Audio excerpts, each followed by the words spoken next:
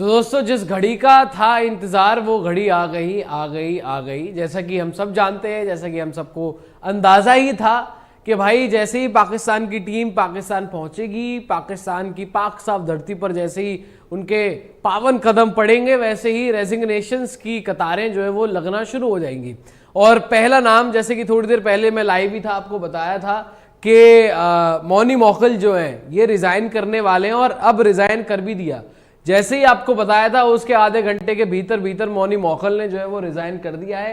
पाकिस्तान के bowling coach, आपको ये भी बताया था कि इनका रिप्लेसमेंट कौन हो सकता है। पूरी बात करेंगे, तफदीस से बात करेंगे, आराम से बात करेंगे यहां पर पाकिस्तान के बॉलिंग कोच मौनी मौखल के बारे में। Ex bowling coach, as a bowling coach किस तरीके का टेन्योर रहा है इनका, उसके बारे में भी बातचीत करेंगे।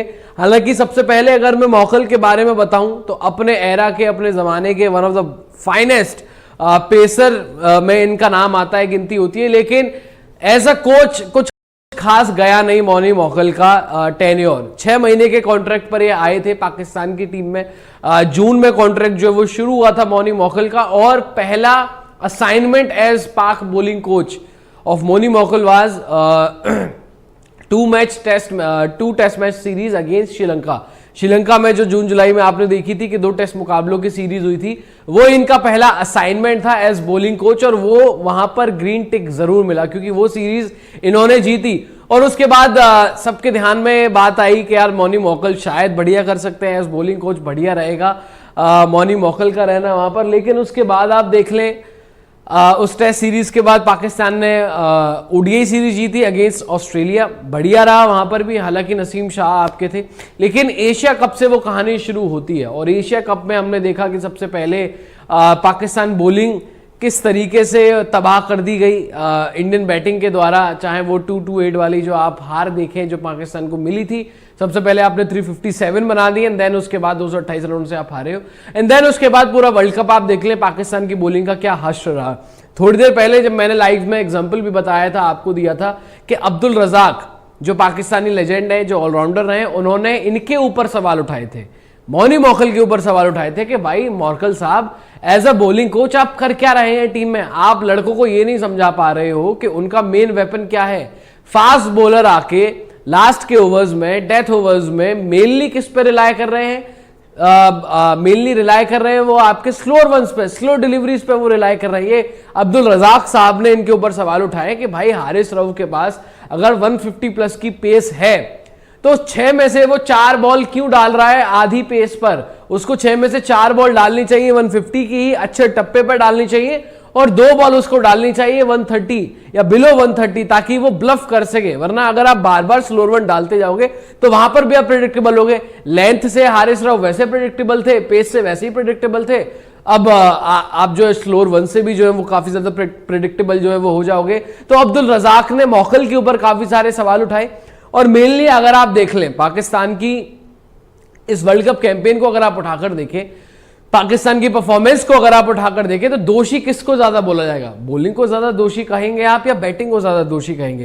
अकॉर्डिंग टू मी, मेरे हिसाब से दोषी जो है वो पाकिस्तान की बॉलिंग है, क्योंकि बैटिंग तो चलो आपकी देखो ऑस्ट्रेलिया वाले गेम में भी अच्छी रही। बैटिंग तो काफी मैचेस में पाकिस्तान की टीम ने अच्छा किया है, भले ही बाबर ने अच्छा ना किया हो, पर्ची जब तक थे उन्होंने अच्छा ना किया हो, लेकिन अब्दुल्ला शफीक हो, रिजवान हो, इफ्तिकार हो नीचे से आके, शकील हो, नवाज ने भी ठीक ठाक किया है। तो बाकी बैटिंग तो पाकिस्तान की दे मैनेज के वो अच्छा कर ले, लेकिन बॉलिंग ने जिस तरीके का डिसअपॉइंटमेंट दिया है इस पूरे वर्ल्ड कप में, माय गॉड, आप देख लें कि इनके नंबर 1 बॉलर जो थे शाहीन शाह अफरीदी, हमारा शाहीन शाह अफरीदी ये कर देगा, वो कर देगा, इसको आउट कर देगा, उससे सब डरते हैं। सिर्फ 3 विकेट ले पाए हैं नई बॉल से शाहीन शाह अफरीदी, सिर्फ 3 wicket with the new ball. और बाकी की विकेटों का क्या अचार डालेंगे हम? जहां जिसका काम है, जैसे अब्दुल रजाक ने जो सवाल उठाया था कि जहां जिसका काम है वो काम वो कर ही नहीं पा रहा है। 3 विकेट अगर आपका मेन बॉलर, फ्रंटलाइन पेसर अगर नई बॉल से सिर्फ लेता है, तो आपकी बॉलिंग का हाल आप देख लें। उसके बाद आप स्पिन डिपार्टमेंट देख लें। स्पिन बॉलिंग में ना तो शादाब से विकेट ली जा रही है, ना ही नवाज से विकेट ली जा रही थी, ना ही विकेट ली जा रही थी उसामा मीर से, और ना ही विकेट ली जा रही थी इफ्तिकार से। इनका सबसे बढ़िया बॉलर तो इफ्तिकार निकला इस वर्ल्ड कप में भाई। स्पिन डिपार्टमेंट में अगर हम बात करें, 8 मैचेस उसने खेले, 4 विकेट लिए, उसामा मीर ने 4 खेले, 4 में से 4 विकेट लिए। शादाब ने 6 मैचेस खेले भाई और सिर्फ 2 विकेट ले पाया शादाब, वाइस कैप्टन थे शादाब। तो ओवरऑल किस फ्रंट पर पाकिस्तान की टीम का ये हश्र हुआ? इस फ्रंट पर, यानी कि बॉलिंग का वो फ्रंट था। बॉलिंग ऐसी डिपार्टमेंट था पाकिस्तान का इस वर्ल्ड कप में अलोंग विद एशिया कप के जहां पर पाकिस्तान की टीम बुरी तरीके से पिछड़ी, और उसके बाद जब बॉलिंग आपका ये हश्र करवाएगी तो बैटिंग से आप कितनी ही उम्मीद लगा के रखेंगे।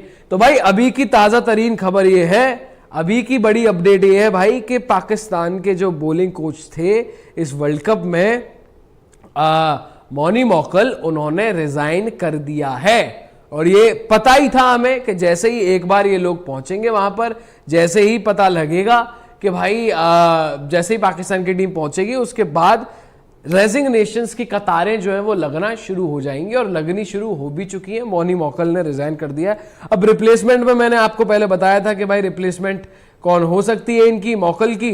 तो रिप्लेसमेंट की अगर मैं आपको बात बताऊं तो उमर गुल का नाम सामने आ रहा है एज अ बॉलिंग कोच, के उमर गुल दोबारा से जो है वो आ सकते हैं पाकिस्तान की कोचिंग स्टाफ में। और मेरे ख्याल से Umar Gul would be a better option, क्योंकि इस वक्त अब पूरा पाकिस्तान ये कह रहा है कि भाई बाहर के कोचेस, बाहर पैसा खर्च करने से बेहतर है कि आप अपने कोचेस